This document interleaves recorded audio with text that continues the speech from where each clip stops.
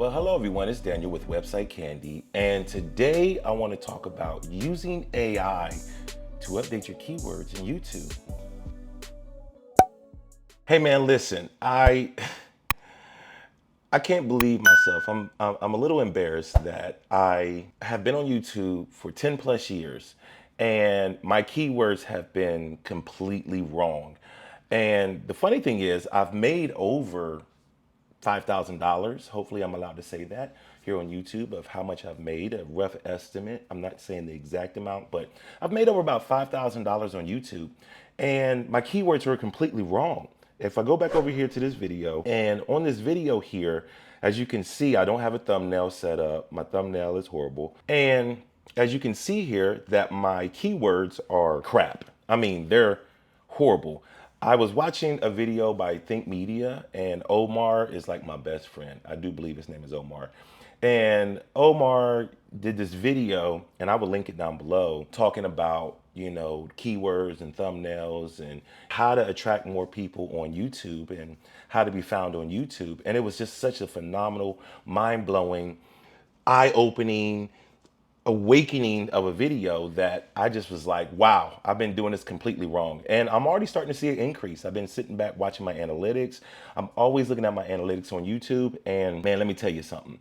So right here, my keywords are just jacked up. What I did was I went over here to ChatGPT and I asked ChatGPT to give me YouTube keywords for this topic, how to create a clipping mask in Photoshop, because that's the name of the video. I've been re-optimizing all of my videos and putting the right keywords in it. Hopefully it's not too late. Hopefully I'm able to, gain more subscribers and I'm able to gain more views on my videos by re-optimizing my channel. But as you can see here, like Omar had mentioned from Think Media, he had mentioned that Photoshop clipping mask tutorials, that's like a whole nother title that I could possibly use for this particular video right over here. I could actually use that as a title. And that's the way your keywords should be set up. For some reason, I don't know why, but I just thought the word Photoshop would be a good enough keyword. I just thought tutorial would be a good enough keyword. At one point in time, YouTube didn't use hashtags. So I was using this real custom keyword to kind of nest my videos. But the true difference between a hashtag is to compartmentalize your videos within that hashtag. And the keyword is to be found. Now, keep in mind, in the last video that I uploaded, I talked a lot about this tags can be useful for your content, if it's commonly misspelled. Your keywords are not the primary focus when it comes to getting views. It's a lot to have to do with right here and what you put inside of your description, your title, and your thumbnail. The keywords definitely help to be found on YouTube, but you definitely want to optimize your channel and get it done correctly. Now, as you can see here, this was my first shot at GPT. I try my best to try to do at least 5 different interactions with ChatGPT before I actually take that information and paste it somewhere or use it. This right here is good enough. You can see Photoshop layer mask techniques, great keyword. Masking layers in Photoshop, that's a great keyword. However, right down here, I said, give me more in-depth keywords for this topic.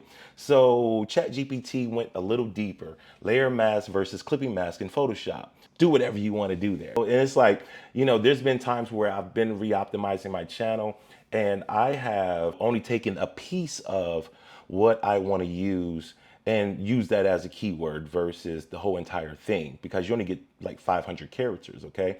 So right here, I went a little deeper and I said, give me keywords for top ranking Photoshop tutorials. And here it is giving me those top ranking keywords, Photoshop CC 2023 tutorial, all kind of different little things that it's kind of it's really helping me with. Give me keywords without numbers. So right here, I asked it to give me the keywords because when I go to copy and paste, I just want to just kind of grab everything and I don't want the numbers, okay? I asked it to do that and it kind of gave it to me with the bullet points where it's going to be a lot easier to copy and paste versus having to take the numbers out, whatever the case may be. But I mean, if you guys are not using ChatGPT or some type of AI to help with what you already have going on. A lot of people have a lot of beef with AI to say, oh, you know, AI is bad and it's of the devil and it's taking people's jobs and it's doing this, that, and the third. Man, listen, ChatGPT is still receiving information from an intelligent person.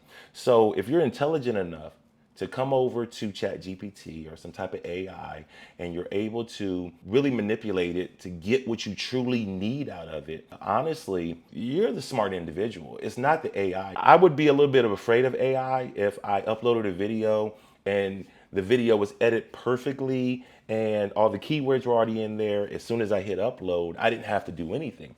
That might be a little scary because it's like, how does it know what the title is? How does it know what keywords to give it? How does it know what type of thumbnail that's going to really work for YouTube?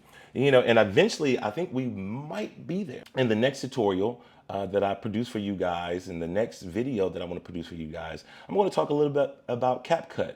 I use Adobe Premiere Pro, and I also use Final Cut Pro. And as of right now, I'm using ScreenFlow to edit this video and create this video.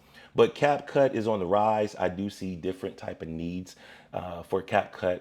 I do see where it will become very easy. I've been playing with it mainly within my shorts versus my long form videos. But hopefully you got something from this video. I'm going to ask ChatGPT now to what should I title this video to make sure that you are able to find this video. This video is able to get good rankings.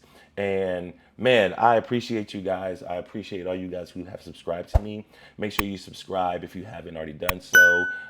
Hopefully you learned something along the way. And I want more interaction with you guys. Leave me a comment. Let me know how you feel about these videos that I'm making. And if there's a certain topic that you want me to cover in the comments, and I'll be happy to cover that topic for you. All right. Thanks for watching, and I will talk to you guys in the next video. See you later.